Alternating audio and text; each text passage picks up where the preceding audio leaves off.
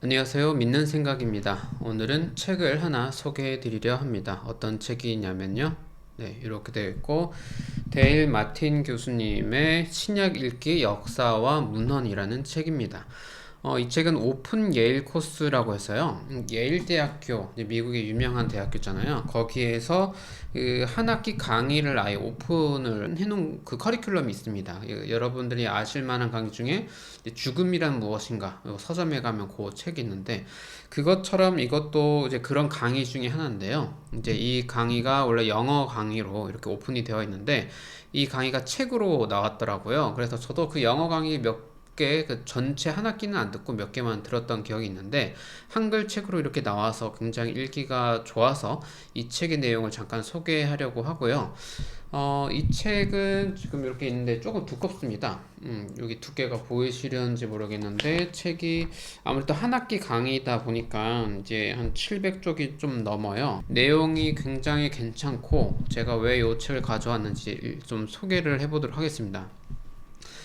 일단은 이거는 대학교의 교양학부 강의예요. 그러니까 기독교인이 와서 들어도 되고 기독교인이 아니지만 기독교에 대해서 공부하고 싶은 대학생들 이제 그런 똑똑한 대학생들을 대상으로 하는 강의라서 어떤 종교적인 어떤 선교를 목적으로 이제 신약 성경을 가르치는 게 아닌 거예요.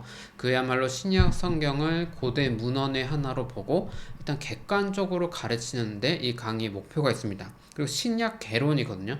개론이라는 건 뭐 마가복음만 한 학기 가르친다 이런 건 아니고 전체 신약 성경의 각 내용이 어떻게 되어 있고 뭐 이게 어떻게 만들어졌고 이제 어떤 과정으로 이 경전이 이제 27권 경전화 되었고 뭐 이런 이야기들이 있습니다. 그리고 오늘은 그 챕터 1 그냥 서론 부분만 제가 좀 소개를 할 건데요. 제가 지금 앞부분만 좀 읽었어요. 다 읽진 않았고 너무 두꺼워서. 그래서 이제 제가 그냥 중간중간 읽다가 이거 괜찮다 하는 챕터들만 그냥 소개를 하려고 해요. 이제 어쨌든 강의 내용은 완전히 오픈되어 있으니까 좀 책 내용을 조금씩 소개해도 괜찮을 거라고 생각이 드는데요. 국내 신학교에서 배우는 것보다 퀄리티가 훨씬 좋은 것 같아요. 아무래도 예일 대학교 이제 수준이 있죠. 그래서 사실 누가 이제 신학 공부를 하고 싶다면 굳이 신학교 몇백만 원씩 내서 갈 필요 없이 그냥 이런 오픈 강좌 그냥 외국의 유명한 강좌를 듣는 게 나을 것 같고 아마 구약 강좌도 있는데 구약 강좌도 제가 몇 개만 들어봤었는데 좀 몇 년 전이라 정확히 기억 안 나지만 굉장히 훌륭했던 걸로 기억이 나고요.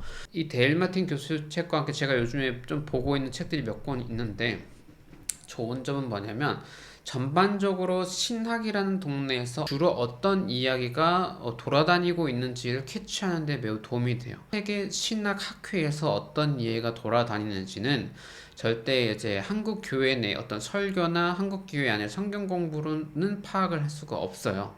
신학교에서도 잘 안 가르칠 뿐더러 이제 목사님들도 신학교에서 배운 걸 교회 현장에서 가르치진 않기 때문에 좀 다 차단이 되어 있는데 이제 이런 이제 오픈 강좌의 이제 책들은 좀 그런 걸 접할 수 있는 장점이 있고 더 나아가서 아마 이 책은 제가 다 보진 않았지만 이 교수님의 어떤 그 특정한 컬러를 강조하기보다는 개론이기 때문에 전반적으로 교양으로 이 정도는 알아야 하는 내용들 이제 신학의 분위기에서 어떤 이야기가 되고 있는지를 요약해 놓은 책이기 때문에 매우 좋은 것 같습니다.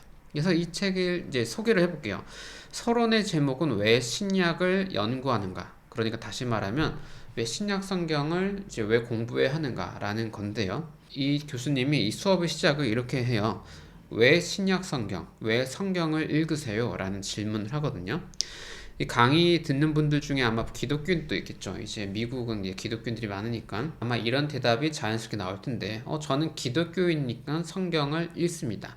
저는 성경을 믿으니까 성경을 읽습니다. 뭐 이런 대답들. 사실 이런 대답은 내용이 없는 문장들이에요. 그러니까 뭐냐면 도대체 기독교인이 뭔가? 그러니까 기독교인이 아닌 사람에게 저는 기독교인입니다 라고 할 때 뭐 교회 다닌 사람이구나 물론 이렇게 파악은 할 수 있겠지만 구체적으로 기독교인은 어떤 사람인가에 대한 내용이 없는 문장들이죠.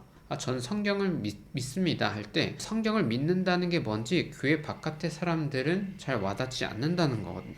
성경을 믿는다는 게 성경을 처음부터 끝까지 그냥 사실이라고 받아들이는 건가? 사실 그건 전혀 아니잖아요. 그러니까 성경을 믿는다는 게 뭔지에 대해서 보충 설명이 좀 필요하다고 생각이 들어요. 그래서 이제 교회에서 아무 생각 없이 그냥 성경을 계속 읽게 한다거나 성경을 계속 쓰게 한다거나 저는 이런 거를 멈췄으면 좋겠고, 사실은 어떻게 보면 주술행위와 비슷하게 이루어지고 있다는 생각이 들고요. 물론 이럴 수 있어요. 나는 이제 필사, 이게 성경을 적는 거를 기도하는 마음으로 합니다. 뭐 어떤 연구나 공부나 뭐 이해 폭을 넓히는 거나 이런 게 아니라 그냥 성경을 보고 적는 것 자체가 저는 기도입니다라는 거는 저는 유의미한 활동이라고 생각이 들어요. 그런데 어떤 이해 폭이 넓어지지 않는데 그냥 계속 읽거나 쓰거나 이걸 반복하는 건 사실 주술 행위라고 볼 수 있겠고, 이거를 신앙이라고 하긴 어렵겠죠. 그래서 이 데일 마틴 교수가 이렇게 하는 거야. 성경을 경전이라고 받아들이는 것은 어떤 태도일까? 이 교수님의 생각에는 나는 성경에 귀를 기울이겠다 라는 말로 설명을 합니다. 저는 이 표현이 매우 좋다고 생각해요. 기독교인도 뭐 교리적으로 뭐 어떻다 저렇게 하기 전에 그냥 쉽게 생각해서 기독교인은 성경을 좀 중요하게 생각하고 성경의 내용을 공부하고 나한테 적용해 보려고 하는 사람입니다. 뭐 이렇게 설명할 수도 있겠죠. 뭐 여러 방법으로 설명을 할 수 있겠지만 저는 요즘에 그냥 이런 표현이 좀 와닿더라고요. 그냥 성경을 중요하게 생각하고 시간이 되면 좀 공부를 좀 하고 공부가 된 만큼 나한테 적용을 해보려고 하고 뭐 그런 사람들이 기독교인이 아닐까라는 생각이 들고요. 그래서 데일 마틴 교수님 얘기하는 게 성경은 그 자체로 그냥 놔둔다고 성경이 아니다. 성경을 그대로 둔다고 성경 그 자체가 경전이 되는 게 아니라 이 성경을 경전으로 받아들이는 사람에게만 경전이라는 것이죠. 그러니까 기독교인이 아닌 사람도 성경을 연구할 수 있는 거예요. 미국에서 복음주의라고 말하면 보통 기독교 전통 안에서 신학을 연구하고 그 결과만을 수용하려는 흐름을 복음주의라고 하고요. 복음주의가 아닌 학회들이 여러 있는데 거기에는 비기독교인도 학회에 포함되고 유대인이지만 신약 성경을 연구하고 싶은 사람도 학회에 들어오기도 하고 이런 오픈되어 있는 학회들의 어떤 그 연구 결과를 따르는 그룹을 복음주의와 분리해서 설명하기도 합니다. 그래서 복음주의는 쉽게 말해서 미국에서의 복음주의는 그냥 이제 교회 안에서만 떠도는 이야기에 갇혀 있는 그런 경향이 조금 있죠. 그래서 어쨌든 이 책에서 추천하는 성경을 대하는 태도는 1차적으로 이 성경을 일단 그 기존의 경전이라는 태도를 잠깐 내려놓고 이 성경을 처음 본다는 마음으로 일단은 공부를 해보자. 근데 이게 제가 예전에도 성경을 가르칠 때 항상 해왔던 얘기거든요. 성경을 조금 처음 보는 책이라고 생각하고 한번 읽어보자. 물론 이게 쉽지 않죠. 그동안 뭐 5년, 10년, 15년, 20년 이상 교회에서 설교로 들어와서 알게 모르게 이제 내 안에 굳어진 어떤 그 해석의 틀이 있거든요. 성경을 이제 창세기를 읽으면, 복음서를 읽으면 아무리 10번, 100번을 읽어도 어떻게 그 해석되는 어떤 방향이 있어요. 절대 다르게 해석되지 않는데, 이제 그거를 좀 깨는 작업이 조금 필요합니다. 그래서, 내가 이제 교회에서 배워왔던 거 말고, 그냥 일단 성경을 있는 그대로 한번 마주해보자. 이런 태도를 이제 처음에 이제 설명을 하는데 아마 이 클래스에 기독교인도 오지만 비기독교인도 오고 서로 대화 가능한 지점에서 토론을 하기 위해서 이런 제안을 하시는 것 같아요. 그래서 처음 이 강의의 시작 부분에 이 교수님이 한 15가지의 문장을 이제 설명을 하는데 이 각 표현들이 이 성경 안에 있는지 없는지를 한번 OX 퀴즈로 맞춰보라고 하거든요. 저는 그 15개 중에 한 4개만 가져와 봤습니다. 그래서 이 4개의 문장을 제가 읽어 드릴 텐데, 이 4개의 표현이 성경에 있는지 없는지 한번 마음속으로 OX를 한번 해보시길 바랍니다. 1번입니다. 예수가 태어날 때 세 사람의 박사 또는 왕이 예수를 찾아갔다. 자, 1번, OX 스스로 한번 생각해 보세요. 자, 2번입니다. 각자 능력에 따라로부터 각자 필요에 따라로. 자, 2번. 각자 능력에 따라가 아니라 각자 필요에 따라. 자, 3번. 베드로는 로마에서 교회를 세웠다. 3번. 베드로는 로마에 교회를 세웠다. 자, 4번입니다. 예수는 사람들이 그의 제자가 되고 싶다면 부모와 아내를 비롯하여 가족을 미워해야 한다고 가르쳤다. 자, 이렇게 1번, 2번, 3번, 4번 네 가지 문장인데요. 자, 이 네 개 중에 성경에 나와 있는 거는 몇 번일까요? 자, 음, 자, 성경에 나와 있는 것은 하나만 나와 있는데 바로 4번입니다. 자, 1번. 예수가 태어날 때 세 사람의 박사 또는 왕이 예수를 찾아갔다.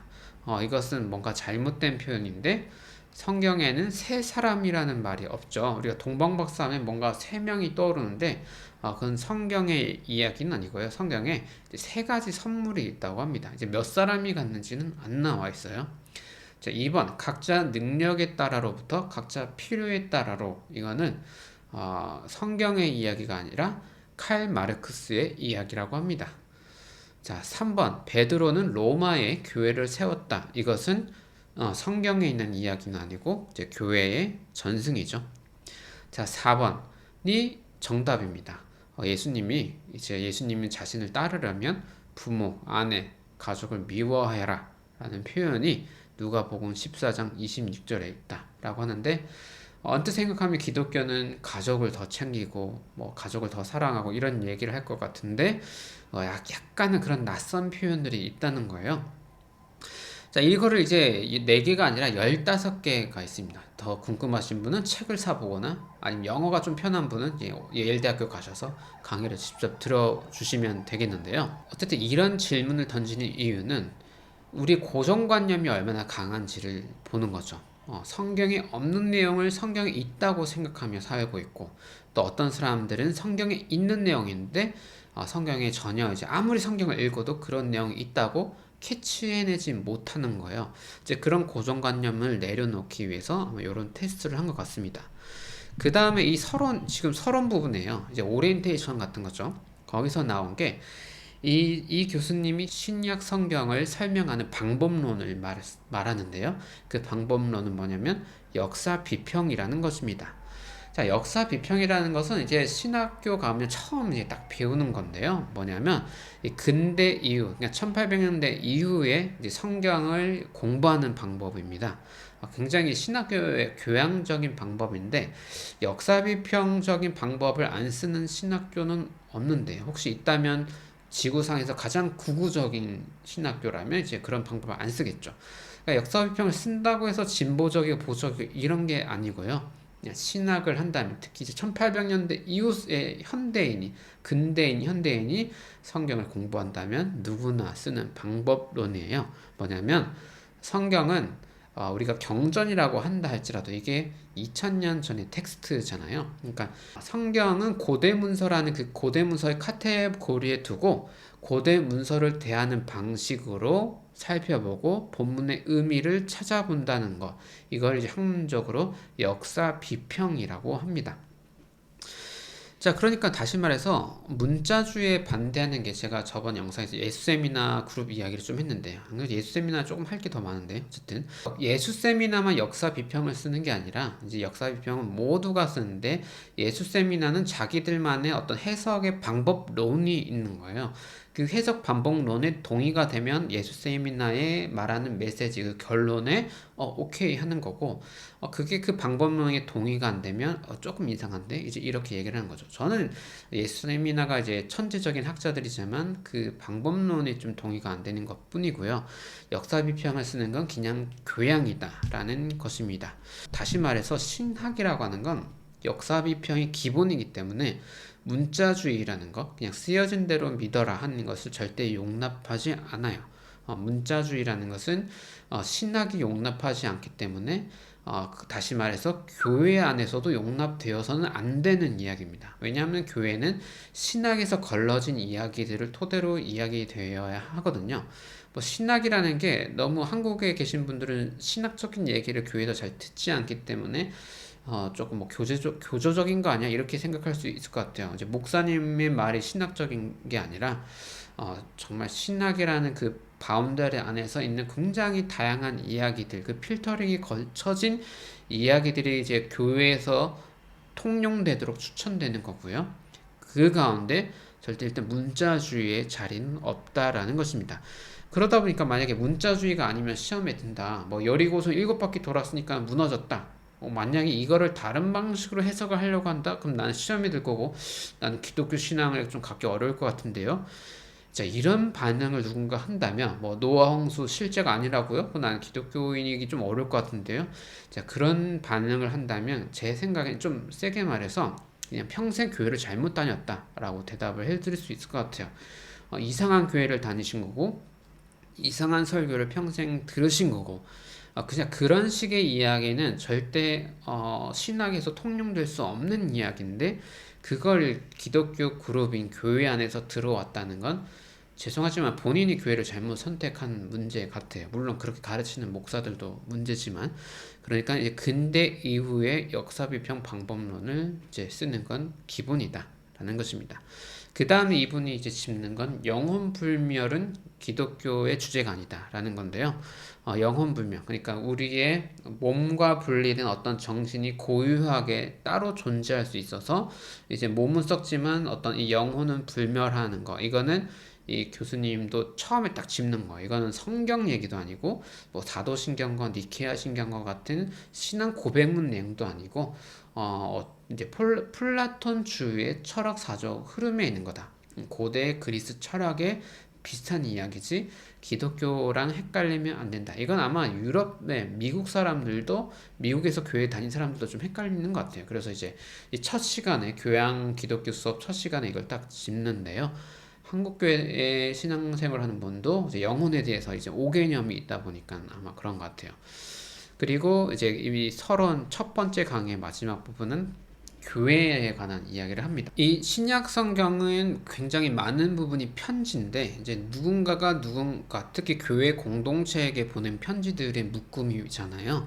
그때 이 교회를 고대 그리스 로마 세계 그 1세기 사회에서는 그 언어가 우리는 한국말로 교회 이렇게 하지만 이제 에클레시아라는 말을 씁니다. 근데 이 에클레시아는 없는 단어를 만든 게 아니라 신약 성경이 그리스어로 될 때 대체로 그렇습니다. 이제 없는 그리스어를 창조해내는 게 아니라 다르게 사용되던 언어를 이제 기독교 버전으로 가져오는 건데 교회도 마찬가지예요. 에클레시아는 이제 그리스 문화에서 파생되었고 로마 세계에서도 사용되는 어떤 조금 규모가 있는 정치 그룹을 말하는데요. 그런데 이것을 교회는 에클레시아라고 우리 모임을 이름을 지었지만 조금 다른 성격을 가지고 있죠.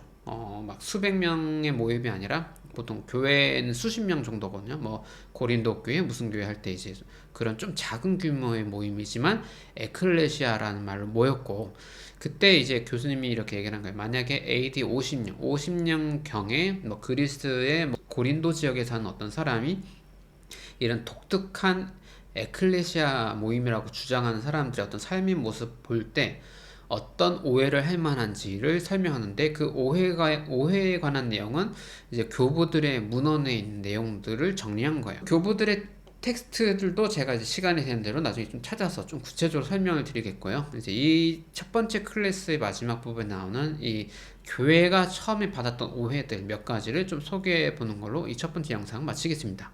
첫 번째, 교회가 시작할 때 이제 고대 그리스 로마 사회는 다신교 사회잖아요.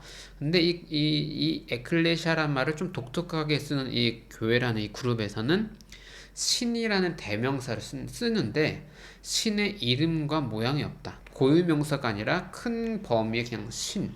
그러니까 신이라는 이름 쓰는데 신의 독특한 고유한 이름, 어떤 고유한 형상이 없기 때문에 다신론의 사회에서는 이 에클레시아 사람들, 이 주장 사람들은 오히려 무신론으로 보여졌다라는 것입니다.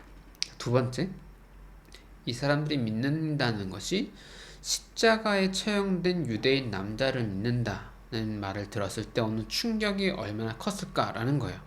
십자가라는 건 로마의 정치범들을 처형할 때 하는 건데 십자가가 아주 잔인한 형벌이지만 특수한 형벌이 아니라 많은 사람들이 그렇게 죽거든요. 근데 그 중에 한 남자를 믿는다. 그런 에클레시아 어떤 모임이다라고 하는 게 굉장히 낯설었겠죠. 세 번째, 식사인데요. 모여서 뭔가 식사를 하는데 고기는 잘 안 먹는 것 같다. 왜냐하면 이제 그리스 지역에 우상 숭배로 쓰여졌던 고기들을 잘 안 먹으니까. 그런데 서로 인육을 먹는다, 사람 고기를 먹는다라는 루머가 있다는 거예요. 왜냐하면 이제 예수님이 우리 몸입니다. 예수님 피입니다. 이제 이런 예배 예전이 있다 보니까 그 교회 밖의 사람들은 이게 뭐지? 몸이라고? 피라고? 이렇게 이런 오해가 생겼겠죠? 자, 세 번째는 가입 절차가 매우 독특하다는 건데 뭐냐면 옷을 모두 벗고 물에 풍덩 빠졌다가 나오면 가입된다는 거예요. 그래서 그렇게 물에 빠졌다가 나오면 당신이 소테리온. 소테리온 말은 이제 그리스어가 우리나라 말로 번역할 때 구원이라고 하는데 이제 그리스 문화권에서는 조금 이제 몸의 건강을 회복하는 용어로 좀 많이 썼대요. 그래서 뭔가 물에 빠졌다가 나오면 몸이 건강해지는 것 같이 뭐 그런 걸 가르치는 거야. 약간 이제 가입 절차가 이상했다라는 이야기가 있고요.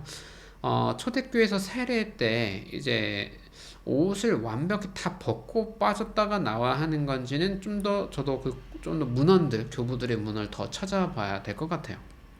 어쨌든, 그리고 마지막 다섯 번째는 이제 서로 이들이 말하는 에클레시아 안에서의 서로 호칭이 문제예요. 왜냐하면 서로가 형제님, 자매님 이런 언어를 쓰다 보니까 뭔가 가족이 확장되는 느낌이 들잖아요. 그래서 이 모임 밖의 사람들은 이 사람들이 가족적인 어떤 범위가 확장돼. 그럼 여기서는 뭔가 성관계가 좀 잘못된 건가? 문란한 건가?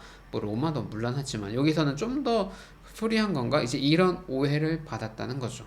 이제 이 에클레시아 우리가 믿는 교회는 그런 게 아니라 그런 걸 넘어서서 서로가 형제 자매 신앙 안에서 뭐 그런 친구가 되는 어떤 계급을 넘고 뭔가 그런 모든 걸 초월해서 친구가 되는 모임인데 이 모임 밖의 사람들은 조금 그런 식으로 오해를 했다는 거죠. 그래서 교부들의 문헌에 그런 게 아니다라고 설명하는 이야기들이 있다는 것입니다.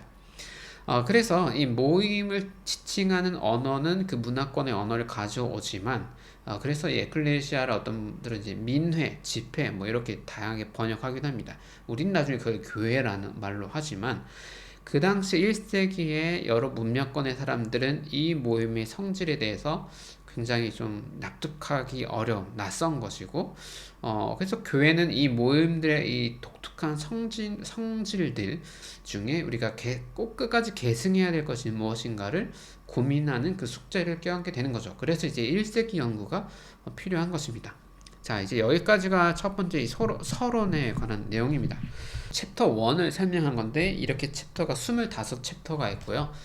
이게 한 학기 쭉 강의 내용으로 이렇게 되어 있습니다.